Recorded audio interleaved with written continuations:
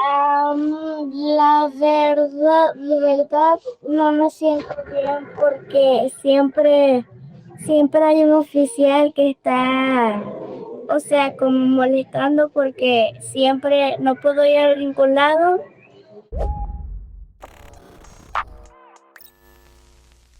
So I think by now most Americans realize that Trump's Gestapo isn't exclusively targeting violent criminals like they say they are. In fact, just 14% of the immigrants that they've kidnapped have violent criminal records. 14%.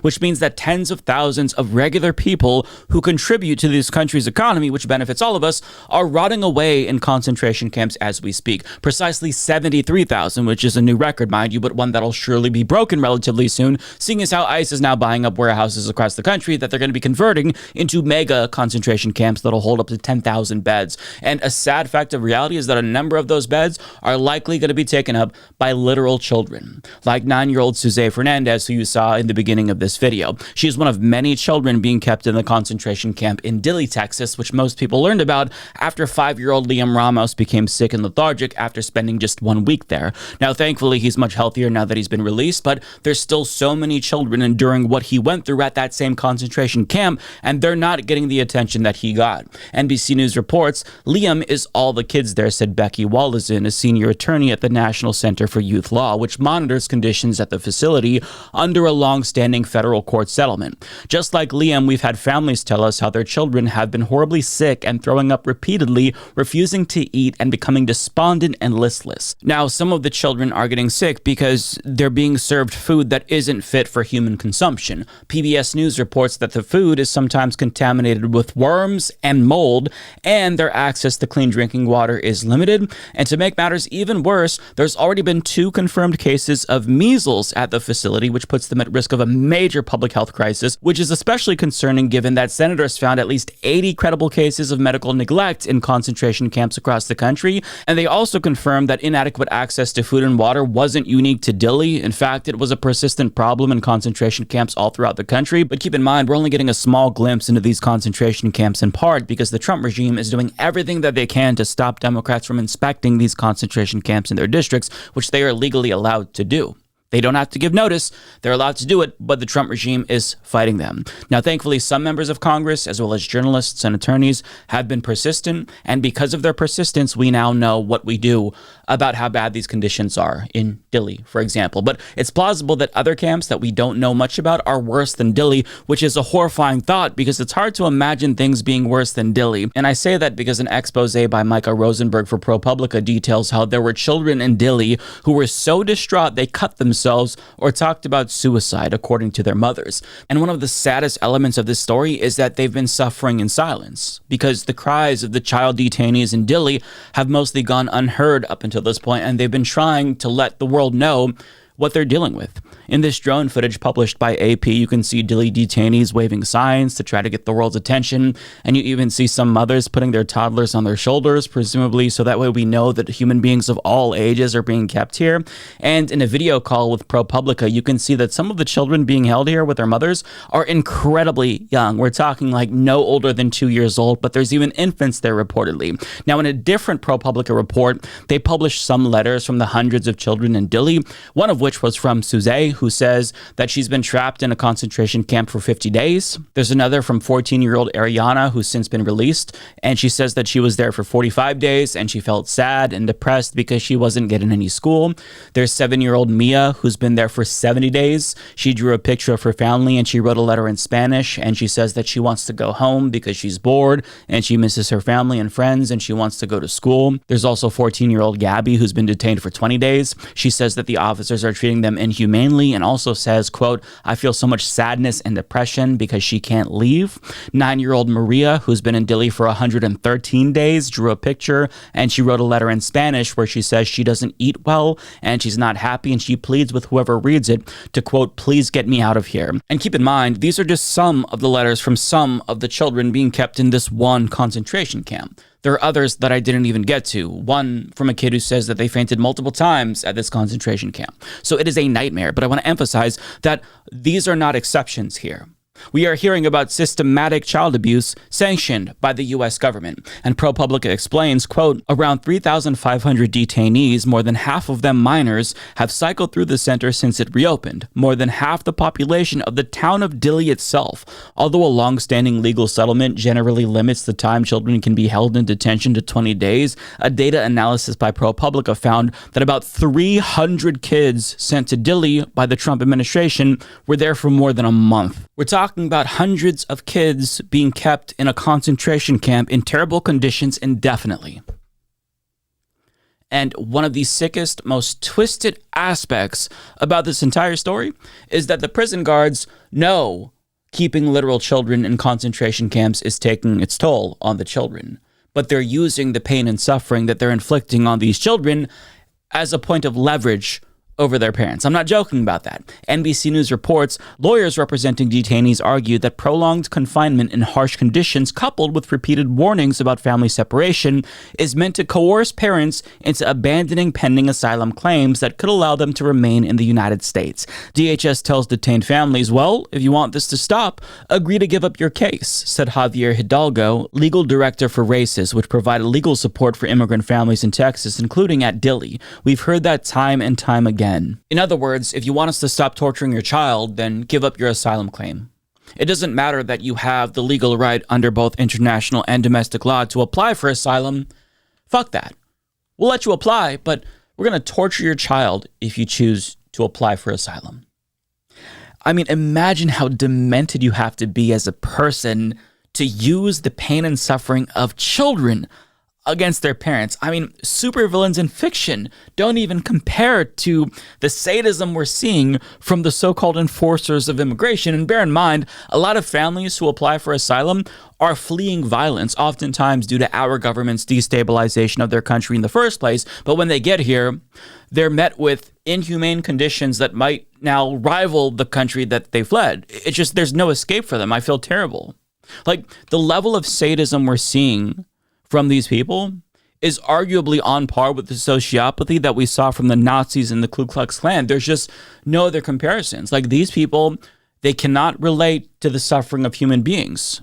They quite literally relish in the pain and suffering of other people. Even if they're children, they just don't care at all. And part of the reason why they use child suffering as a bargaining chip is because it actually works. It works. Because who wants to see their kids suffer? For example, the NBC News article that we read, it details the experience of the Vargas family who agreed to self-deport after 2 months at the Dilley Center. And they decided they just couldn't take it anymore. They wanted to make a better life for themselves here, but they saw how it affected their little girl, and they chose to get out. Quote, "Get me out of here," she would cry. "I want to leave." Maria's health quickly declined, Vargas said. She developed a persistent cough and struggled to eat, losing weight as the days passed. Then, Vargas said, a staff member who was cleaning accidentally struck her daughter in the eye with a mop, drawing blood. Despite her daughter's continued complaints of blurred vision, sensitivity to light, and hearing problems, Vargas said doctors dismissed her concerns and delayed further evaluation. Even though they're out now, Vargas worries that they'll never fully heal from their 2 months at Dilly. Maria still has vision problems and headaches. The sweet girl who loved her teacher and played with Barbies is now fearful and withdrawn, talking about her weeks in Texas and the workers who watched over her. Whenever she sees a police officer, she tenses. It's the bad men, she says. And that little girl is probably going to be scarred for the rest of her life. But it was worth it to the Trump regime's goons because in the end, they got what they wanted out of this family. They got them to leave. They were so cruel that they couldn't take it anymore. And mind you, this is a more low-profile case. A lot of us haven't heard about the Vargas family until recently. But it's not like, they would put on a show and be performatively kind to them if we all saw them and what they were doing and how they were treating these families in the open, as evidenced by the fact that they're treating Liam Ramos like complete shit and they're bending over backwards to expedite the removal of this 5-year-old little boy just to prove a point.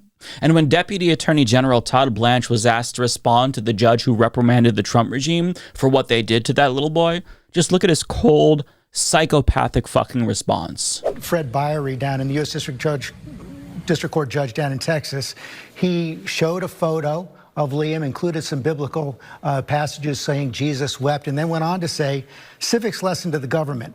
Administrative warrants issued by the executive branch to itself do not pass probable cause muster. This is called the fox guarding the hen house. The Constitution requires an independent judicial officer. What's your response?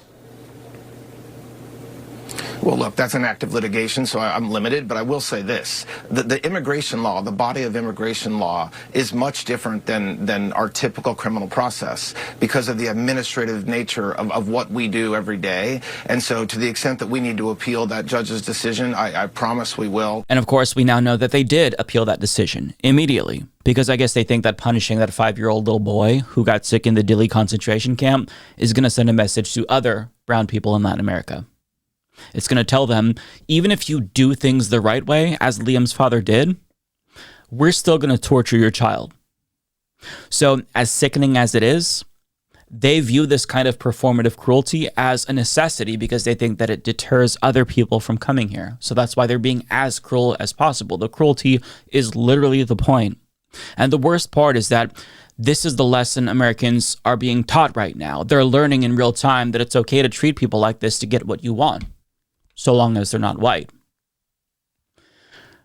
And I don't know how to process this much cruelty and see the moral collapse of the country in real time, because it's not just the regime that's being cruel, it's being celebrated by their propagandists and supporters. For example, Laura Ingraham couldn't wait to tell everybody that the judge who ordered the release of Liam Ramos is going to have that decision overturned. And in response to an article about Liam Ramos, who was just traumatized, by the way, getting to sit in the cockpit of a plane, this right-winger on Twitter responded saying, "Oh, so we reward criminals now?" As if 5-year-old Liam Ramos is some hardened fucking criminal. And as touching as it was to see the New York Times post a video from Liam's classmates asking ICE to treat him respectfully, this was prior to his release, I mean, it's still a sign that most Americans still haven't digested the fact that you can't get through to these people with a heartfelt appeal. I'm not talking about the kids, I'm talking about the New York Times and just the grown-ups here. They don't understand that, like, you can't appeal to these people who don't view non-white people as equal human beings. They are incapable of having empathy with black and brown people because they don't view them as humans. They view them as a completely different species. Like, they are literally dehumanizing them. And every single MAGA supporter, as well as every member of the Trump regime from top to bottom, they all go out of their way to remind us how they really feel about black and brown people at every chance that they get. We all saw the bitching about the Bad Bunny performance where he honored Latin America and Puerto Rico. They were triggered by that. Trump just shared a video last week depicting the Obamas as monkeys. And we've already collectively moved on as a country when something like this would have ended any political career prior to the Trump era. But we've fallen so far as a country that we've normalized cruelty against anyone who isn't white, regardless if they live in America or not.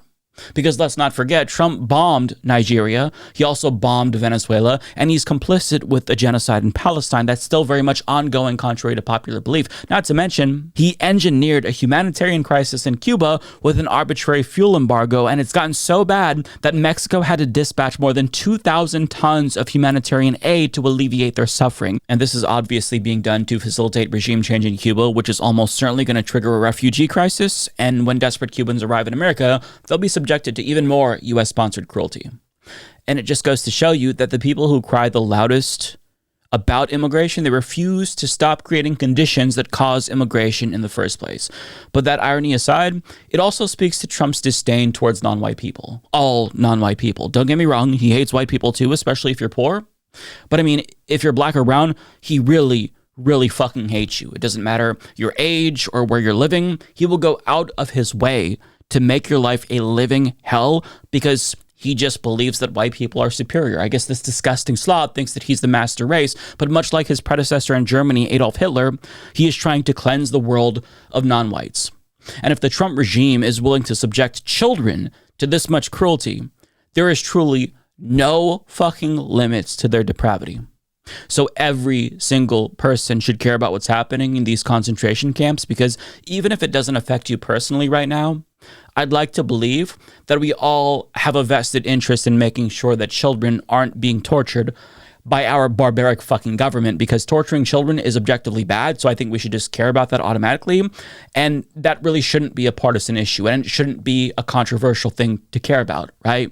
Not to mention, if they're willing to be this cruel to children, imagine what they'll do to everyone else who they come for next. I don't know, I guess maybe Americans should start caring about things before they're affected personally by it for once.